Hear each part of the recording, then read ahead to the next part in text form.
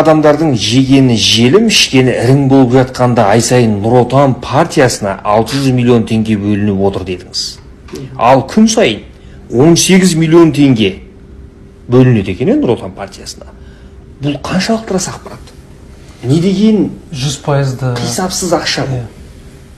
100%-ды бұл нақты ақпарат. Неге десеңіз, бұл мен заңдағы саяси партияның заңындағы 18-ші бабына сәйкес мен соны қарап шығып, және де осы Қазақстанның 21-ші жылға республикалық бюджетіндегі нақты бөлінген қаражаты бойынша айтып отырмын. Енді күніне 18 миллион теңге деген ол бір пәтер, бір баспана. Сонда былай қарасаңыз, күнде бір пәтерді немесе қазаққа түсінікті болу үшін жап-жаңа, су жаңа, Toyota Camry дейма, кімге қалай ыңғайлы түсіну үшін. Бізде 300 мыңға жуық жас жанұялар жаңағы үйсіз, баспанасыз жүр. Сонда Нұр Отан күнде сол ақшаға, күнде бір баспана алып отырса, жылына 365 адамды баспанамен қамтиды екен.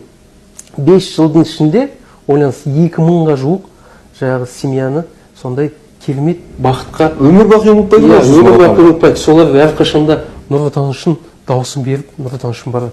Ал ол ақша қайда кетіп жатқаны түсініксіз, біріншіден. Екіншіден, сол ақшаны қаншалықты тиімді жұмсалғаны бойынша ешқандай ақпарат олар бермейді.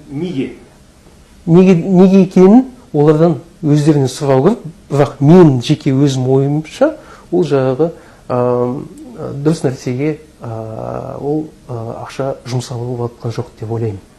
Егерде барлығы шынымен халық үшін, жаңағы қоғам үшін, саясат үшін жұмсалатын болса, онда оны ашық түрде партияға көрсететін еді. Оны Ақжол да көрсетіп жатқан жоқ. Ақжолға қанша түсіп жатыр? Ақжолға күніне 3 миллион теңгеге жоқ.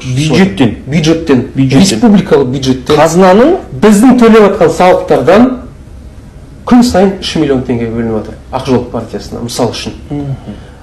3 миллион төңірегінде 2 миллион 900 бірін кемін. Ол деген үлкен қаражат қой.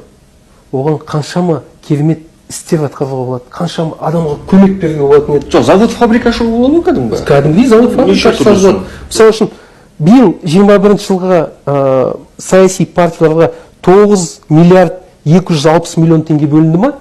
Ал бүкіл Қазақстанның сарбаздарына күнделікті тамақтану үшін 10 миллиард теңге бөлінген. Күнделікті сарбаздарымызға? Бүкіл Қазақстандардың сарбаздарына күнделікті 10 миллиард теңге ғана бөлінген.